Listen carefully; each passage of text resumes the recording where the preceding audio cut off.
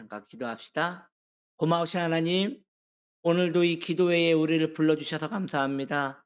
잠시 말씀을 나누고 기도하려 합니다. 우리에게 은혜를 허락하여 주옵소서. 예수님의 이름으로 기도드립니다. 아멘.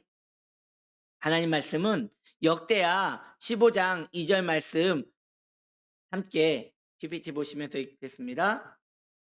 그가 나가서 아사를 맞아 이르되 아사와 및 유다와 베냐민의 무리들아 내 말을 들으라.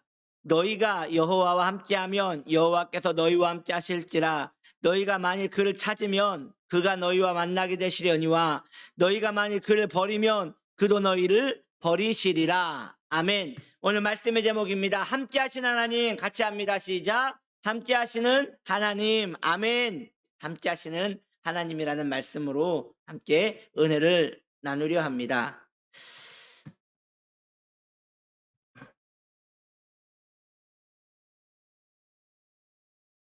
오늘 본문에서 선지자 한 명이 유다 왕 아사에게 말하기를, 왕이 하나님과 함께 하신다면 하나님도 왕과 함께 하실 것입니다. 왕이 하나님을 찾으신다면 왕은 하나님을 만나게 되실 것입니다. 그러나 만일 왕이 하나님을 버리신다면 하나님도 왕을 버리실 것입니다.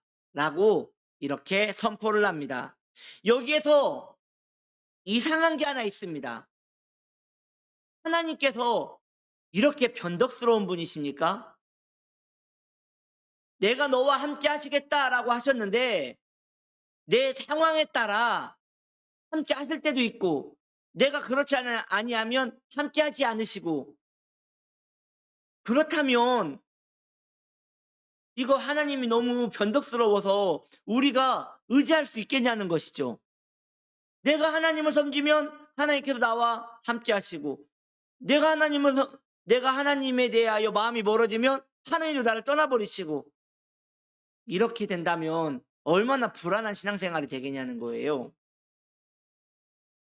하나님은 사람이 아니십니다. 그래서 변덕이 없으십니다. 하나님께서 함께 하신다고 하시면 언제나 항상 함께 하시는 것이지 이러하다 저러하다 하는 것이 아닌 것이죠.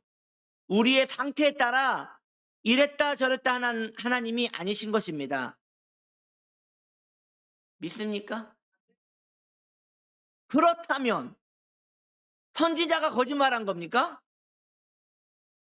그리고 이 선지자의 말을 기록한 성경이 잘못된 겁니까? 그럴 리가 없지 않습니까? 그런 이 상황을 우리는 어찌 이해해야 할까요? 하나님은 언제나 우리와 함께 하시는 하나님은 맞습니다.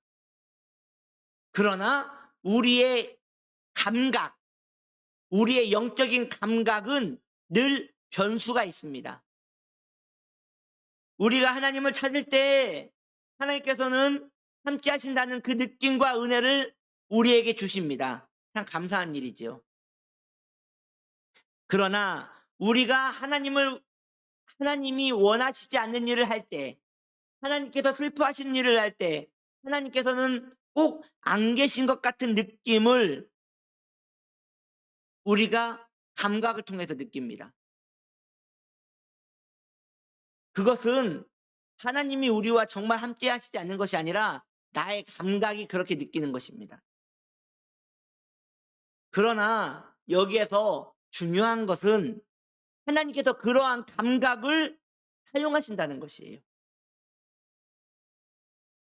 내가 하나님이 원하지 않는 삶을 살았을 때, 내가 하나님과 멀어졌을 때 하나님께서는 나의 감각을 통하여 불편함을 느끼게 하시고, 꼭 하나님 안 계신 것 같이 느끼게 하시고, 내 마음의 우울함과 공허함을 느끼게 하신다는 것이죠.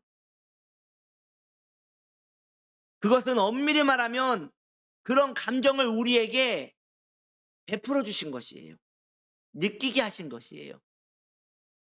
즉 성도가 하나님께서 원치 않은 일을 할 때 하나님 안 계신 것 같은 그 감각 자체가 참으로 하나님이 우리와 함께 하신다는 증거가 되는 것이죠.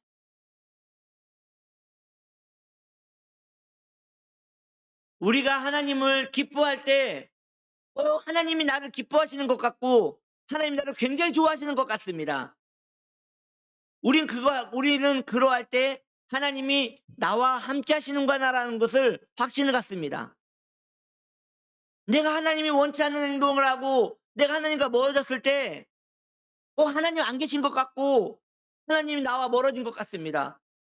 그런데 그것마저도, 그런 감각마저도 하나님께서 주신 것이기 때문에 하나님이 함께 하신다는 것이죠.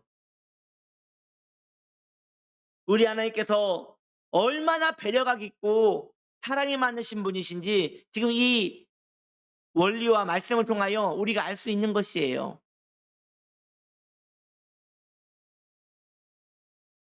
이런 것이죠. 자녀가 어머니를 기쁘게 해요. 부모님을 기쁘게 해요. 그러면 부모님은 자녀에게 한없는 사랑을 표현할 것입니다. 그런데 자녀가 부모의 마음을 상하게 해요. 원치 않는 행동을 해요. 잘못을 해요. 그럼 부모는 자녀에게 말을 안 해요. 불편하게 해요. 자, 여러분, 옆집 아이한테도 그렇습니까?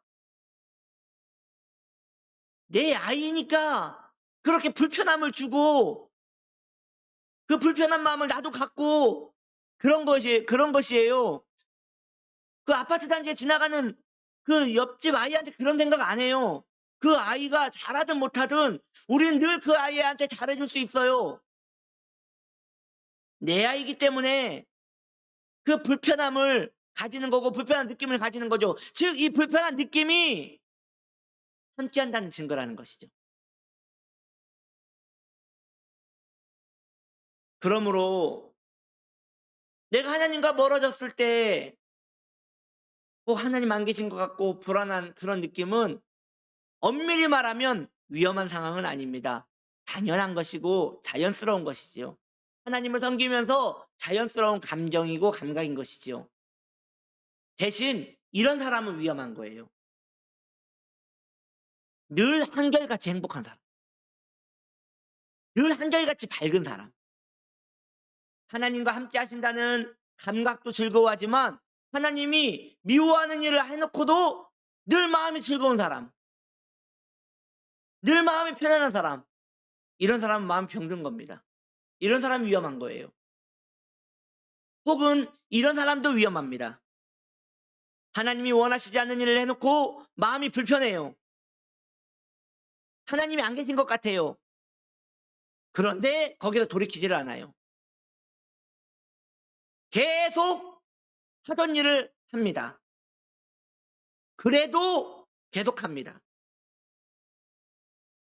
그냥 그 불편함을 가지고 사는 거예요. 이것은 완고한 거지요. 길이 아닌 것을 알고도 계속 가는 것과 같은 것입니다. 이후에 아사왕은 발에 병이 들거든요. 그런데 끝까지 하나님께 치료해 달라고 말하지 않고 우상에게 가서 치료를 구합니다. 아사왕이 하나님 살아계신 거 몰라요? 알아요. 아사왕이 하나님이 치료의 하나님인 거 몰라요? 알아요. 그런데 의도적으로 끝까지 우상에게 가서 치료를 구해요. 그리고 결국 죽어요. 발에 병이 들었는데 얼마나 치료에 시간이 많았겠어요. 머리도 아니고 심장도 아니고 발인데. 그런데 발에 병이 들어 결국 죽는다니까요. 이게 하나님을 떠난 사람에 대한 그 완고함인 것이죠. 성도는 모든 일상에서 담대해야 합니다. 여러분 용기가 있으셔야 돼요. 담대해야 돼요. 어떠한 문제 있을 때 거기에 정신 똑바로 차리고 '안 죽는다.' 그 마음 가지고 그냥 가는 것이에요. 그러니까 뭐 큰 수술이 있어도 안 죽는다 하고 가는 것이고, 집안에 좀 가세가 기울어도 안 죽는다 하고 가는 그런 믿음의 담대함이 있어야 하는 것이에요. 그러나 하나님 앞에서는 한없이 여리고 부드러워야 하는 것이 성도의 마음인 것입니다. 세상에 대해서는 담대해야지만 하나님 앞에서는 여리고 부드러워야 하는 것이에요. 우리 주님이 얼마나 우리를 좋아한다는 걸 안다면 우리는 그분께 늘 부드럽게 대하며 충성스럽게 살아야 하는 것입니다. 우리 마음을 헤아려 하나님이 기뻐하시는 자리에 우리 머물러야 하는 것이에요. 왜 우리가 하나님 앞에 마음이 부드럽고 여리고 미세하고 세밀하게 살아야 하느냐? 그분이 나를 정말 위하는 분이기 때문인 것이죠. 그래서 자녀가 철이 안 들면 부모에게 막대해요. 내 생각과 다르다고 생각하거든요. 근데 자녀가 철이 들면 부모가 나와 반대 의견을 가질 때에 부모를 헤아려요. 왜냐하면 의견이 다를 수 있지만 저게 나를 위한 거란 걸 알기 때문이죠. 우리 하나님은 안 그래요. 우리 하나님은 나와 의견이 다를 때 그분이 맞고 내가 틀린 거예요. 부모와 자식 간에는 부모가 틀릴 수 있어요. 부모가 시대를 못 읽고 상황을 못 읽기 때문에, 문화를 모르기 때문에 시대를 따라가지 못해서 그럴 수 있어요.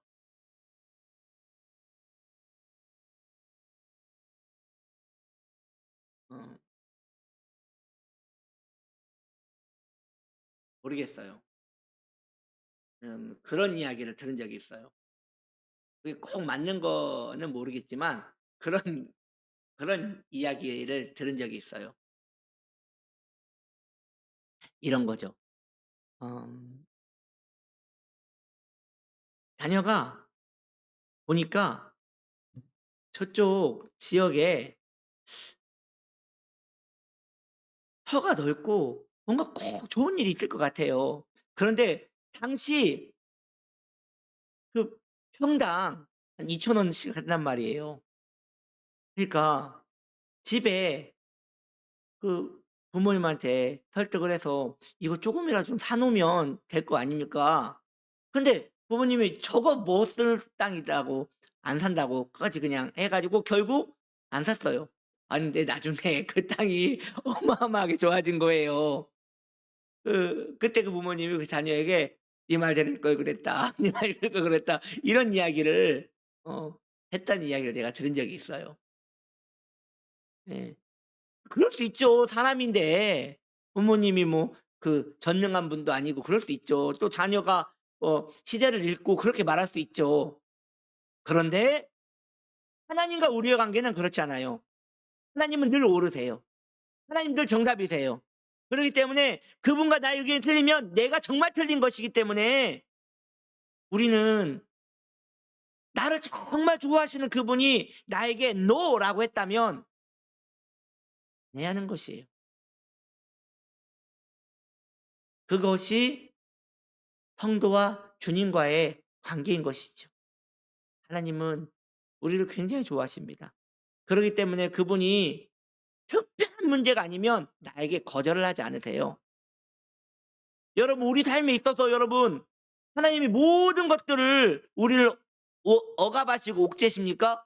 여러분 밥 한 수저 드실 때마다 하나님께 허락 받습니까? 화장실 가실 때마다 하나님께 허락 받습니까? 주무실 때마다 하나님께 허락 받습니까? 안 그렇잖아요. 하나님께서 우리의 삶에 평안을 주시잖아요. 근데 어느 한때 하나님께서 "노라고 한단 말이에요. 멈춰라고 한단 말이에요. 기다려라고 한단 말이에요. 그렇게 하면 안 된다고 말씀하신단 말이에요. 그때는 하나님이 모르신 거예요. 어. 그때 이게 하나님의 음성인지 아닌지 기도해 봐야겠다 그러지 마세요. 이것은 나의 완고함을 부추길 뿐이에요. 우리 주님을 위하며 살기를 소망합니다. 주님 앞에 늘 마음이 겸손하고 부드럽고 여리시길 바라요. 세상에 대해서는 담대하겠지만 주님 앞에서는 한없이 부드러워서 주님이 기뻐하는 그런 삶을 살기를 예수님의 이름으로 축복합니다. 기도합니다. 하나님, 우리를 늘 만나 주시고 우리와 늘 함께 하신 하나님, 우리가 무엇이간데 우리를 이렇게 기뻐하시고 좋아하십니까? 주님, 그 주님을 섬기는 우리는 행복한 사람입니다. 이 시간 기도하려 하오니 우리의 마음에 기도에 대한 감동과 영감을 더하시옵소서. 주님의 은혜에 감사드리며 예수님의 이름으로 기도드립니다. 아멘.